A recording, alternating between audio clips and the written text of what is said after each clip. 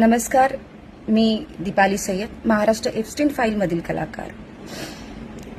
खरं तर आमच्यावर 25 कोटीचा दावा टाकण्यात आला आहे आणि ज्या व्यक्तीने हा दावा केला त्याच्यावर मला हसू येत आहे. कारण हा चित्रपट कोणाच्याही जीवनावर जीवनपट नाहीये, आत्मचरित्र नाहीये. तिथे कुठल्याही व्यक्तीचा नावाचा वापर केला गेलेला नाहीये. हा चित्रपट केवळ आणि केवळ महाराष्ट्रामध्ये चाललेल्या भोंदू आणि भोंदूगिरीला फसून कित्येक महिलांचं आयुष्य बर्बाद झालेलं, संसार उद्ध्वस्त झालेले आहेत. त्यांना कुठेतरी ह्या गोष्टीचं ज्ञान व्हावं, ह्यासाठी हा चित्रपटामधून प्रकाशझोत करण्याचा प्रयत्न करत आहोत.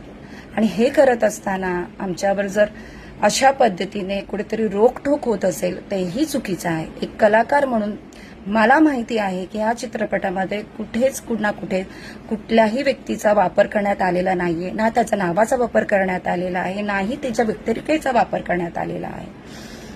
हा फक्त आणि फक्त महाराष्ट्रात जे घडलं गेलेलं आहे ते सत्य दाखवण्याचा प्रयत्न केलेला आहे. आणि हे करत असताना जर तुम्ही आमच्यावर 25 कोटीचा दावा टाकत असेल तर हे कुठेतरी चुकतंय. आणि ह्या चुकीमधून मला असं कुठेतरी जाणवतंय की हा चित्रपट न बनवून देण्यामागे तुम्ही जे केलेलं आहे हे खरं आहे का?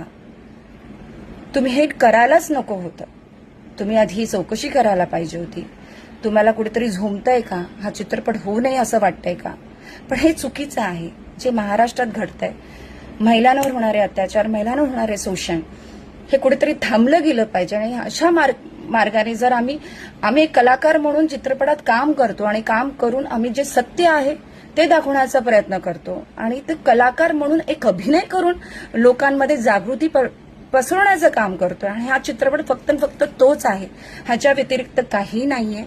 त्याच्यामुळे मला असं वाटतं जे काही असेल हे आम्ही कोर्टात त्या गोष्टीला तर उत्तर देऊच, पण माझं हे सांगणं कर्तव्य बनतं की कुठेतरी ह्या गोष्टीला थांबवणं आणि महिलांवर होणारे अत्याचार, जेव्हा मला असं वाटतं की जी गोष्ट आपण आपल्या मार्फत करू शकतो, महिलांवर होणारे शोषण आपण जर थांबवू शकत असू, आणि चित्रपट माध्यम हेच आहे ज्यातून आपण लोकांपर्यंत सत्य असत्य, काय चांगलं काय वाईट पोचवू शकत असू, तर ते दाखवणं गरजेचं आहे आणि हे दाखवतोय.